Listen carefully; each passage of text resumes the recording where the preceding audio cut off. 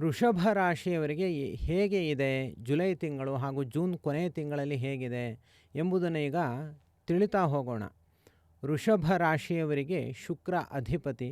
ಯಾವಾಗಲೂ ಕೂಡ ಅವರು ಸಾಮಾನ್ಯವಾಗಿ ಸುಖವನ್ನು ಹೆಚ್ಚು ಅಪೇಕ್ಷೆ ಪಡ್ತಾರೆ. ಕೃತ್ತಿಕಾ, ರೋಹಿಣಿ, ಮೃಗಶಿರ ಈ 3 ನಕ್ಷತ್ರದವರು ವೃಷಭ ರಾಶಿಯವರಿಗೆ ಸಂಬಂಧಪಟ್ಟಿರುವವರು. ಸಾಮಾನ್ಯ ತುಂಬ ಒಳ್ಳೆಯ ಸ್ವಭಾವದವರು, ತುಂಬ ಸಾತ್ವಿಕರೂ ಆಗಿರ್ತಾರೆ ವೃಷಭ ರಾಶಿಯವರು. ಮತ್ತು ಸೌಂದರ್ಯ, ಸುಖ, ಸಾಹಿತ್ಯ, ಕಲೆ ಇವುಗಳಲ್ಲಿ ಹೆಚ್ಚು ಅಭಿರುಚಿಯನ್ನು ಹೊಂದಿರ್ತಾರೆ. ವೃಷಭ ರಾಶಿಯವರು ತುಂಬ ಸಜ್ಜನರು, ಎತ್ತಿನಂತೆ ಸ್ವಭಾವವುಳ್ಳವರು. ಅವರಿಗೆ ಈಗ ಜೂನ್ 20ನೇ ತಾರೀಕು ಕುಜ ವೃಷಭ ರಾಶಿಗೆ ಪ್ರವೇಶವನ್ನು ಮಾಡ್ತಿದ್ದಾನೆ. ಮತ್ತು ಆಗಸ್ಟ್ 2ನೇ ತಾರೀಕು ತನಕ ಅಲ್ಲೇ ಇರ್ತಾನೆ, ವೃಷಭ ರಾಶಿಯಲ್ಲಿ ಇರ್ತಾನೆ. ಈ ಸಂದರ್ಭದಲ್ಲಿ ಅವರಿಗೆ ಹೇಗೆ ಎಲ್ಲ ಕೆಲಸಗಳು ಹೇಗಾಗುತ್ತೆ ಅನ್ನೋದನ್ನು ನಾವು ಖಂಡಿತ ವಿಚಾರ ಮಾಡಲೇಬೇಕು.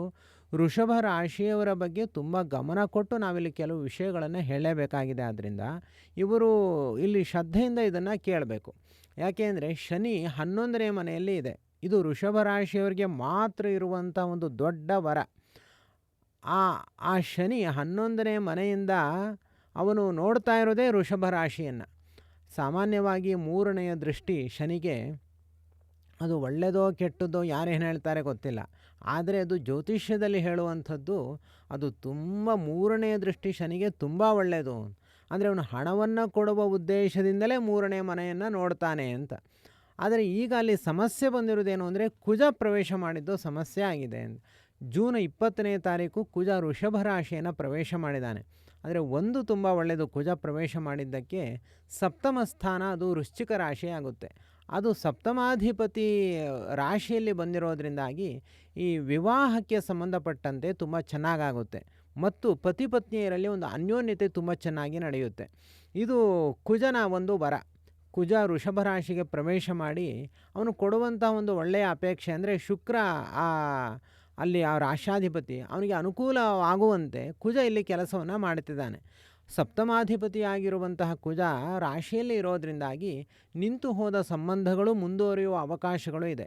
ನೀವು ಸೂರ್ಯೋದಯ ಸೂರ್ಯಾಸ್ತಕ್ಕೆ ಯಾರಿಗೆ ವಿವಾಹ ಆಗಿಲ್ಲ ಅಂಥವರು ಅವಶ್ಯವಾಗಿ ಕೃಷ್ಣ ರುಕ್ಮಿಣಿ ಕಲ್ಯಾಣ ಚಿಂತನೆಯನ್ನು ಮಾಡಿ, ಕೃಷ್ಣ ರುಕ್ಮಿಣಿ ಕಲ್ಯಾಣದ ಚಿಂತನೆಯನ್ನು ಮಾಡಿ, ಅಥವಾ ಸೀತಾರಾಮ ಕಲ್ಯಾಣ ಚಿಂತನೆಯನ್ನು ಮಾಡಿ, ಅಥವಾ ಶ್ರೀನಿವಾಸ ಕಲ್ಯಾಣ ಚಿಂತನೆಯನ್ನು ಮಾಡಿ ಒಂದು ದೀಪವನ್ನು ಹಚ್ಚಿ ನನಗೆ ವಿವಾಹ ಆಗಬೇಕು ಅಂತ. ಖಂಡಿತ ಆಗುತ್ತೆ. ಈಗ ತುಂಬ ಚೆನ್ನಾಗಿ ಇದೆ ಅವರಿಗೆ. ಯಾಕೆಂದರೆ ಅದು ಅವಕಾಶ ಸಿಗ್ತಾ ಇದೆ.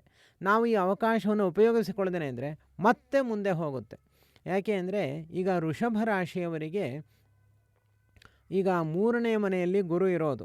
ಆದ್ದರಿಂದ ವೃಷಭ, ಮಿಥುನ, ಕರ್ಕಾಟಕದಲ್ಲಿ ಗುರು ಇರೋದ್ರಿಂದಾಗಿ ಗುರುಬಲ ಇಲ್ಲ ಅಂತ ಅನೇಕರು ಹೇಳ್ತಾರೆ ಅಲ್ವಾ.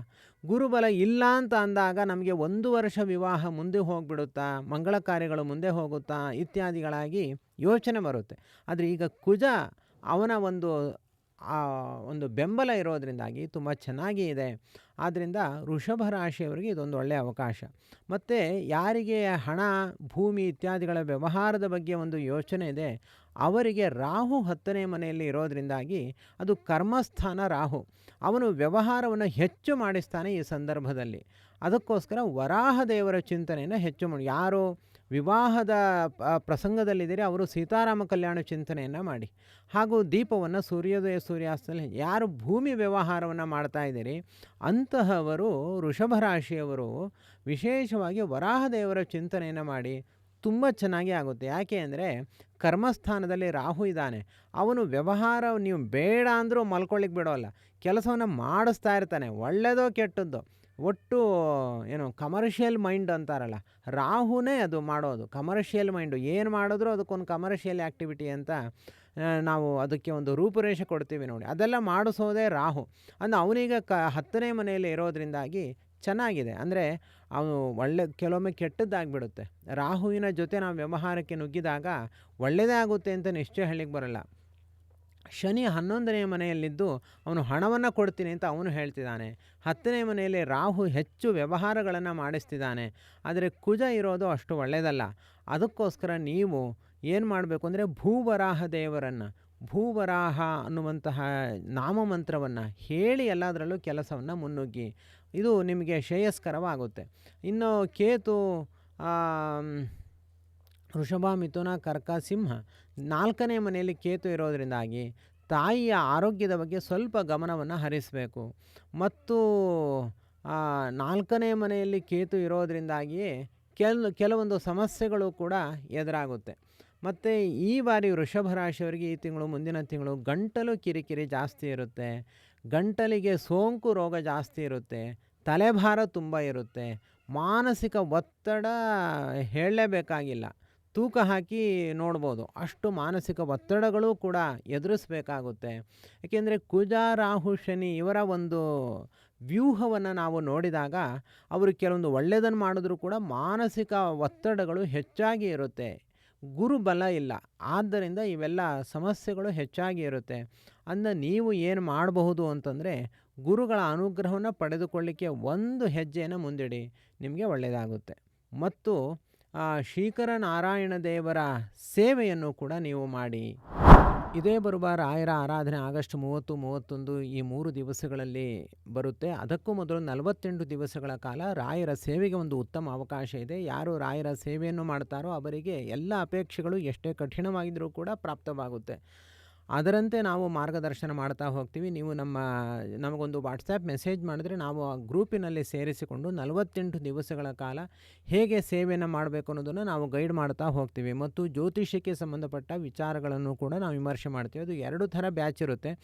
ಒಂದು ಲೈವ್ ವಿಡಿಯೋ ಮೂಲಕ ನಾವು ತೋರಿಸುವಂತಹ ಪ್ರತಿಯೊಂದು ತಾಂತ್ರಿಕ ವಿಚಾರಗಳು, ಹಾಗೂ ಮತ್ತೊಂದು ಕೇವಲ ಆಡಿಯೋ ಮೂಲಕ ನೀವು ತಿಳಿಯಬೇಕಾಗಿರುವಂತಹ ಸಂಗತಿಗಳು. ಮತ್ತು ನಿತ್ಯವೂ ಕೂಡ 48 ದಿವಸಗಳ ಕಾಲ ಶ್ರೀಕರ ನಾರಾಯಣ ದೇವರಿಗೆ ಸಹಸ್ರನಾಮ ಅರ್ಚನೆ ನಡೆಯುತ್ತೆ. ಹಾಗೂ ಕನಕಾಭಿಷೇಕ ನಿತ್ಯವೂ ನಿಮ್ಮ ಹೆಸರಿನಲ್ಲಿ ಗೋತ್ರ ನಕ್ಷತ್ರಗಳ ಸಹಿತವಾಗಿ ನಡೆಯುತ್ತೆ. ಹೀಗೆ ಇದೊಂದು ಒಳ್ಳೆಯ ಅಪೂರ್ವವಾದ ಅವಕಾಶ. ಅಷ್ಟೇ ಅಲ್ಲದೆ ನಾವು ರಾಯರಲ್ಲಿ ಭಕ್ತಿಯನ್ನು ಮಾಡುವುದಕ್ಕೋಸ್ಕರ ರಾಯರ ಸೇವೆ ಒಂದು ದಿವಸವೂ ಕೂಡ ವಿಚ್ಛೇದ ಬರದಂತೆ ನಾವು ಮಾಡಬೇಕು ಅಂತಂದರೆ, ಇದರಲ್ಲಿ ನೀವು ಸೇರಿಕೊಂಡ್ರೆ ತುಂಬ ಸುಲಭವಾಗಿ ರಾಯರ ಸೇವೆ, ನೀವು ಯಾವ ಊರಿನಲ್ಲೂ ಇರ್ಬೋದು, ಅಥವಾ ನೀವು ಮಂತ್ರಾಲಯಕ್ಕೆ ಹೋಗಿ ಬರ್ಬೋದು, ಅಥವಾ ರಾಯರ ಮಠಗಳಿಗೆ ಹೋಗಿ ಬರ್ಬೋದು, ನೀವು ಎಲ್ಲಿ ಹೋದರೂ ಕೂಡ ಇಲ್ಲಿ ನಾವು ನೀಡುವಂಥ ವಿಚಾರಗಳನ್ನು ನೀವು ಸೇರಿಸಿಕೊಂಡು ನೀವು ಸೇವೆಯನ್ನು ಮಾಡಿದ್ರೆ ಖಂಡಿತ ನಿಮಗೆ ಆ ಪ್ರಯೋಜನ ನಿಮಗೆ ಉಂಟಾಗುತ್ತೆ. ಹಾಗೂ ರಾಯರ ನಾಮಲೇಖನವನ್ನು ಕೂಡ ನೀವು ಸೇರಿಸಿಕೊಂಡು ಬಿಟ್ಟರೆ ನಿಮ್ಮ ಇಷ್ಟಾರ್ಥ ನೆರವೇರಲ್ಲ ಅಂತ ಹೇಳಲಿಕ್ಕೆ ಯಾರಿಂದಲೂ ಕೂಡ ಸಾಧ್ಯ ಇಲ್ಲ. ಆದ್ದರಿಂದ ಯಾವುದೇ ಒಂದು ಸಂಗತಿಗಳು, ನಿಮ್ಮ ಅಪೇಕ್ಷೆಗಳು ಇದ್ದರೂ ಕೂಡ ಹಿಂದೆ ಮುಂದೆ ಏನನ್ನೂ ವಿಚಾರ ಮಾಡದೆ ನೀವು ಈ ಸೇವೆಯಲ್ಲಿ ನೀವು ಪಾಲ್ಗೊಳ್ಳಿ. ನಿಮಗೆ ಖಂಡಿತ ಉತ್ತಮವಾದ ಮಾರ್ಗದರ್ಶನ ಸಿಗುತ್ತೆ. ಹಾಗೂ ರಾಯರ ಸೇವೆ ಚೆನ್ನಾಗಿ ನಡೆಯುತ್ತೆ. ಎಲ್ಲದಕ್ಕಿಂತ ಹೆಚ್ಚಾಗಿ ರಾಯರಿಗೆ ತುಂಬ ಇಷ್ಟನಾಗಿರುವಂತಹ ಲಕ್ಷ್ಮೀನಾರಾಯಣ ದೇವರ ಸೇವೆ ಇದರಲ್ಲಿ ನಿತ್ಯವೂ ಕೂಡ ನಡೀತಾ ಹೋಗುತ್ತೆ. ಸದ್ವಿದ್ಯೆಯ ಮೂಲಕ ಹಾಗೂ ಅನೇಕ ವಿಚಾರಗಳ ಮೂಲಕವಾಗಿಯೂ ಕೂಡ ನಿಮಗೆ ಅನೇಕ ಸಂಗತಿಗಳು ತಿಳಿಯುತ್ತೆ. ಎಲ್ಲದರ ಬಗ್ಗೆ ನೀವು ಇನ್ನಷ್ಟು ಮಾಹಿತಿಯನ್ನು ನೀವು ತಿಳಿದುಕೊಳ್ಳುವುದಕ್ಕೋಸ್ಕರ ನಮ್ಮನ್ನು ವಾಟ್ಸ್ಯಾಪ್ ಮೂಲಕ ಸಂಪರ್ಕ ಮಾಡಿ. ಸರ್ವಗುಣ ಸಂಪೂರ್ಣಃ ಸರ್ವದೋಷ ವಿವರ್ಜಿತಃ ಪ್ರೀಯತಾಂ ಪ್ರೀತೇವಾಲಂ ವಿಷ್ಣೋರ್ಮೇ ಪರಮಃ ಸುರಹತು. ಶ್ರೀಕೃಷ್ಣಾರ್ಪಣಮಸ್ತು.